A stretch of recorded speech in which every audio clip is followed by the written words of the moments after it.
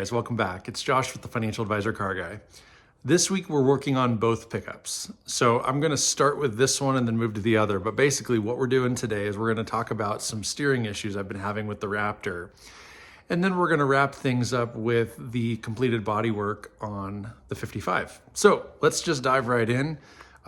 Basically the problem that I've been having is as I'm driving down the road, if I hit a pothole or whatever, a manhole cover or something, the truck kind of reacts in a way that it shouldn't. It's kind of deflected across the road. It's not being absorbed like it normally would when you hit a bump or hit a rock or a pothole or something like that. So my immediate thought was, it could be a shock, right? These are actually only 15,000 miles old. They're relatively new.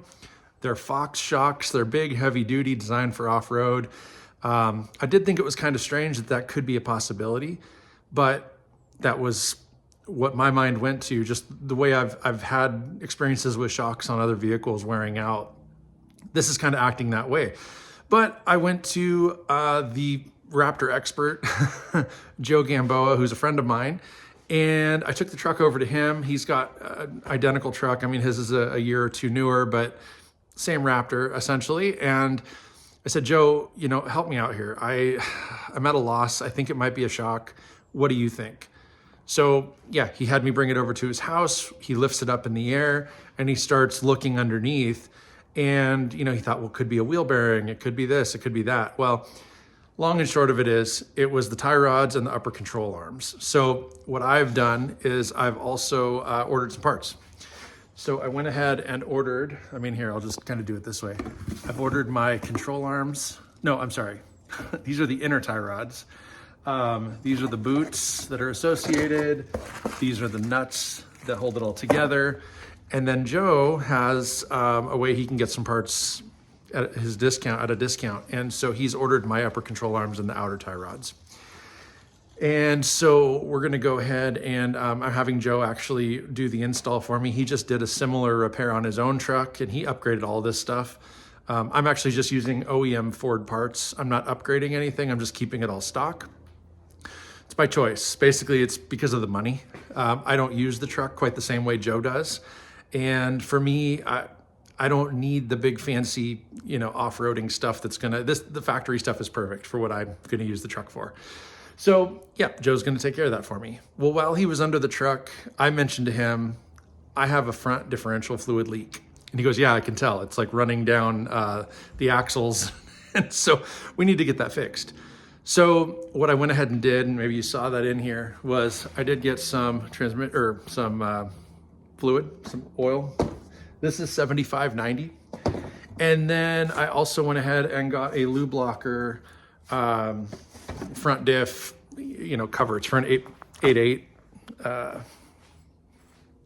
differential. So he's gonna go ahead and take that apart and put the new seal on there, the new gasket, and then fill the fluid and all should be good. My 4-wheel drive should work for the winter. Right now, I think it is probably bone dry.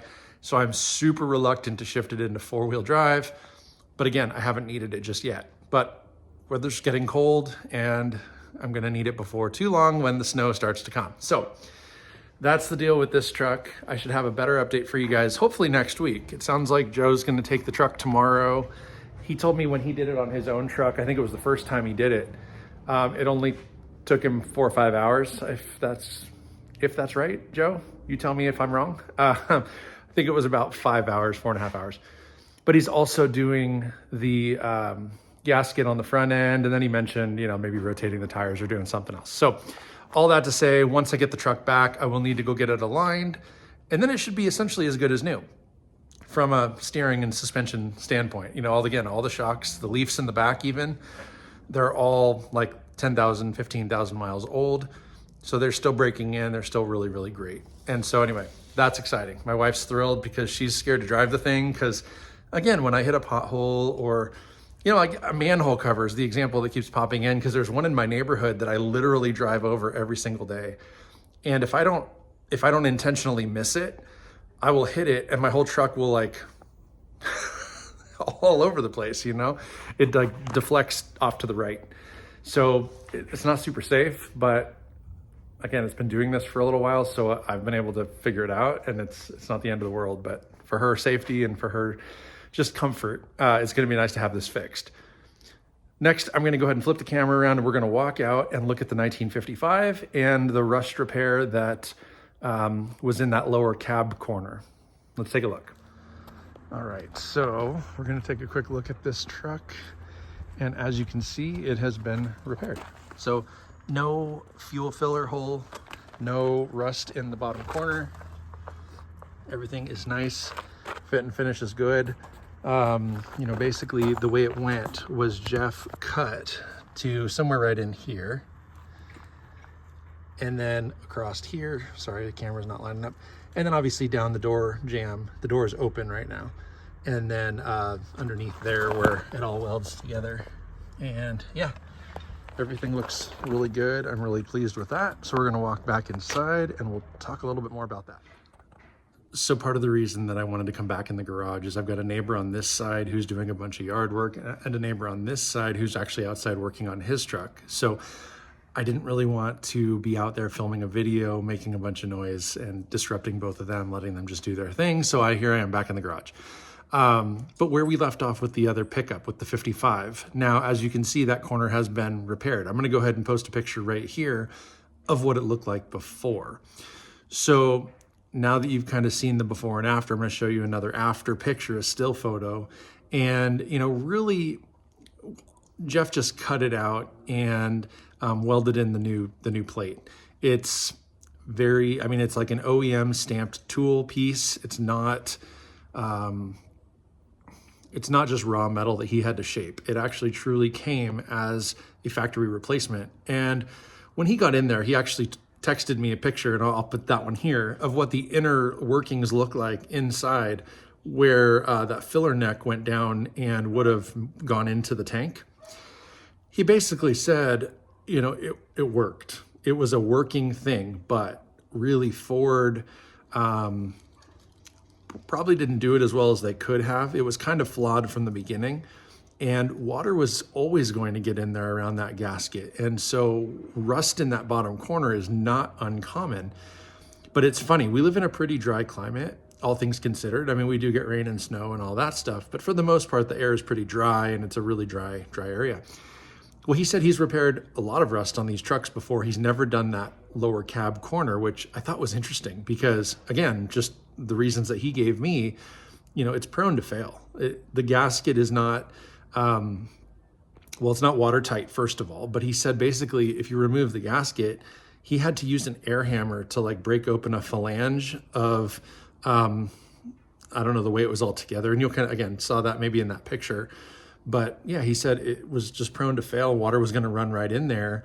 Not in large quantities, but if you're outside and it's raining, I mean, you might get some drops in there if you're, you know, and then again, the truck's like 70 years old nearly. So of course, over time, water will get in there. And really the rust wasn't that bad, but it was enough to need replacing. And again, it worked out great because I wanted that filler neck to be gone anyway. So that was fantastic. He went ahead and put it in primer. And then what he also did for me was kind of navigate around the truck and sort of assess what body work would need to be done if I were to go back and get the truck painted. So I did ask for him to put together a proposal or an estimate for me. I haven't heard back from him on that, but it's not at the forefront for me or for him right now. So there's no urgency. There's just no rush. But yeah, eventually he's going to go ahead and give me an estimate, and we'll make the decision as to whether or not it makes sense to go ahead and get the truck painted. But much more than that, you know, I am going to start working on the interior of the truck. I know that's kind of what I told you guys last, is as soon as that body work is done, I can pull the truck into the garage, dismantle the rest of the interior, and then get it painted and then put it back together. And as you guys remember, I have this table full of parts, both above and below, and all that stuff is sitting there ready to be installed. So before I can do any of that, I do need to paint it, and that's kind of where we're at. So I am hoping to get some of that done this weekend. The weather has been cold, and of course, painting, I'm not going to do it inside the garage, unfortunately, just because I don't want to get paint all over everything and all over the other cars. And I mean, I can lay plastic down and all that stuff, but the fumes and everything just get in the air, and I don't want paint dust or paint particles to settle on like the R8, the Mustang, or really even anything. I don't want that to happen. So I want to paint it outside, and I am just using rattle cans. I'm going to paint the interior black. It's not going to be perfect. I will do as nice a job as I can, and I will take my time, but it's going to be a rattle can job. And so we'll see how well it turns out. I've done okay with rattle cans in the past, but I've also had some pretty crappy deals turn out with those rattle cans too. So it's going to be case by case. Prep work is everything. So I'm going to prime everything first. Hopefully I'll use like a high build primer because there are some little spots of surface rust. And so if I can encapsulate some of that and then prime over it, call it good, give it a smooth sand, and then paint everything black, I think it'll turn out just fine. And then the other thing of it too is a lot of it's going to get covered, right? I've got a headliner, I've got carpet, I've got door panels, I've got kick panels, all the things. And so what you're going to see is little bits and pieces of black around all these other parts. So it doesn't have to be perfect, but I want to get it as nice as I can. And then of course the dash itself is what matters. That's what people will see when they get in the truck, when they look in the windows. The dash is not going to get covered with anything. So that's the piece that probably makes the most sense to really get dialed in nicely, prime it well, paint it well. If I have to give it multiple coats and touch up and sand and all that stuff, so be it. But in the meantime, I do have to get this truck over, the Raptor, over to Joe. He is going to get me all squared away. I'm very, very excited because, again, I didn't want to go into winter with the car jerking around every time I hit a bump, and I need four-wheel drive to work. So it's really a win-win this time of year, getting this kind of thing fixed. And then, I know I've been saying this for like 2 years, you guys, but I have a fan blower motor going out, or it's gone out in my truck, and it just ticks and clicks. And I know I've covered this a couple of times, I've mentioned it, but I do have the part and I do need to just take the dash apart and fix it, especially with us going into winter. I've had the AC on all summer, and it's the switch blend motor that's gone out. So converting from cold to hot, that switch is what's faulty, and so I do need to fix it. It will go to hot, but it takes forever, and it clicks and clicks and clicks, and it's just obnoxious. And anyway, so I do need to fix that. I'll try to get that hopefully in the next couple of weeks. We'll see if I can make the time, because I do need to get those windows and doors and everything done in the 55 so that it can survive a winter outside. So with that, that's all I got for you guys this week. Do like, do subscribe, do comment down below. Don't forget to hit that notification bell. But most importantly, remember, may every investment you make be a good one. Till next time.